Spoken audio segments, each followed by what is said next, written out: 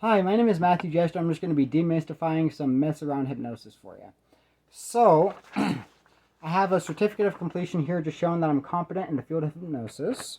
And we'll go ahead and get started with the introduction. So, please watch my video, Hypnosis, Abuse, and Speech Inhibition. I will leave a link in the description. I will also leave additional links in the description of other relevant videos. I've been abused with hypnosis, and my ability to speak is being inhibited with hypnosis, which is why I have to read everything when I make videos.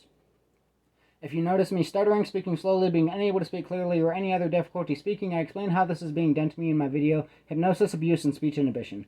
Also, I will be raising my left index finger whenever the hypnosis is inhibiting my ability to speak so that I can point out the hypnosis inhibiting my ability to speak without interrupting myself in videos. So please pay attention to my body language when I raise my finger, because you're most likely going to be able to notice the hypnosis. Sorry about that. So, myth number 1, you can't be hypnotized involuntarily. No, not only can you be hypnotized involuntarily, you can even be hypnotized without any knowledge or recollection of ever being hypnotized in the first place and experience complete amnesia of the event ever happening. Hypnosis is not dangerous, or hypnosis is completely safe. This depends on the context. The induction of hypnosis and the process of hypnosis is not dangerous, has relatively harmless and mild side effects, and does not directly pose any significant risk or threat to an individual's health.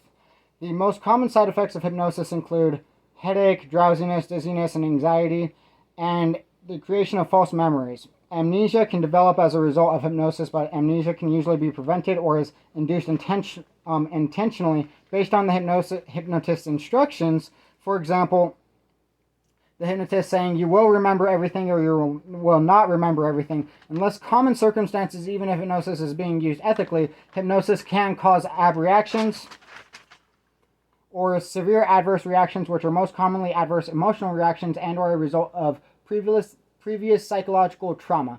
So generally, as long as hypnosis is used ethically, hypnosis is not dangerous and is completely safe, which is how a majority of hypnotists and hypnotherapists describe hypnosis, excluding the context of when hypnosis is used ethically, resulting in the general public misunderstanding hypnosis to the extent it is an extremely significant danger to public safety. An example of this is the police informing me that even if I survived manslaughter and developed a lifelong medical condition from loss of organ function due to hypnosis repressing my sense of thirst, witnessed a murder, was threatened for talking about the murder I witnessed, and was hypnotized to inhibit my ability to speak and write about either, that my witness and victim testimony is considered inadmissible in the court of law because I was hypnotized. So in circumstances where hypnosis is used unethically, not only is hypnosis extremely dangerous, the myth and belief that hypnosis is not dangerous is so dangerous that the general public and our legal system does not acknowledge that hypnosis can even be used to commit crimes, forcing me to become educated and certified in hypnosis, because I have to teach and prove to the general public that not only is hypnosis real, hypnosis is extremely dangerous, and that hypnosis can be used to commit crimes before I am able to disclose any evidence of the crimes that were committed using hypnosis. I also had to design petitions to officially integrate hypnosis into our legal system for criminal proceedings, because there are no laws permitting and requiring law enforcement to conduct any form of investigation regarding criminal use of hypnosis, intervene any form of criminal use of hypnosis, make any arrests for the criminal use of hypnosis, or issue any citations for criminal use of hypnosis, which is a serious danger to public safety. Since law enforcement was unable to help me, I even had to investigate and gather evidence for my own case that I'm a witness and victim in, all by myself, while my ability to speak and write is still being inhibited by hypnosis, which is requiring me to record myself while I write, because my ability to write can only be inhibited so much before becoming too noticeable in video recordings or in front of witnesses, and writing is the only way I'm able to compensate for my inability to speak, because it would be too noticeable I was hypnotized if I couldn't read. I also had to learn how to analyze handwriting myself in order to interpret, organize, and disclose any evidence, because law enforcement and the FBI wouldn't do it for me. So let's see here. I actually have some examples of my handwriting specifically being inhibited with hypnosis. And this is an example here. So let me see. The bolding of letters in the word feelings, where the drawing begins, and the decreased legibility of the letters G and S. And you can see the decreased legibilities of the letters G and S. Sorry about that. To the extent of letter deformity, and the S is completely illegible without close examination, and the letter G is difficult to distinguish from the number 6.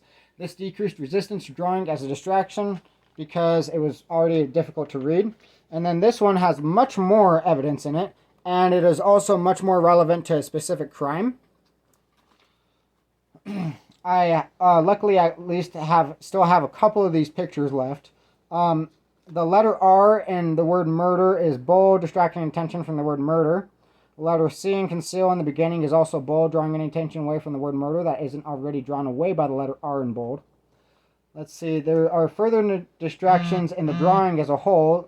There's several different things that are actually drawn. A stick figure with dreadlocks and the letter H in my name, Matthew, and a stick figure in the letter N in investigate. So I'll go ahead and put that up close. You can kind of see it's very difficult to even see the word murder on here, which is right here, where my middle finger is. Wait. Right there, right there. Sorry about that. Yeah, you can barely even see it, right? And anyway, so you can see the stick figure right there. In the word N and investigate. I mean, letter N and investigate. And then you can see another stick figure and my name. And, you know, you can see some protrusions coming off of the head. It looks like even dreadlocks, right? Anyway, so, I mean, you know, that's not very normal circumstances to have, especially all of those simultaneously. That's, you know, not a coincidence. And there's more to it as well, that, you know, handwriting analysis that I go over in another video. Anyways, I'll go ahead and go over some examples, demystifying hypnosis. So I was hypnotized not to drink water unless I would notice I wasn't drinking enough water, unless someone else would notice I wasn't drinking enough water, or unless they would get caught for it. Example 2, a person could be hypnotized to commit suicide. I know this because it happened to my friend. The clarification of this example will be discussed during this video, where I speak about the myth you can't be hypnotized to do something against your will at the very end.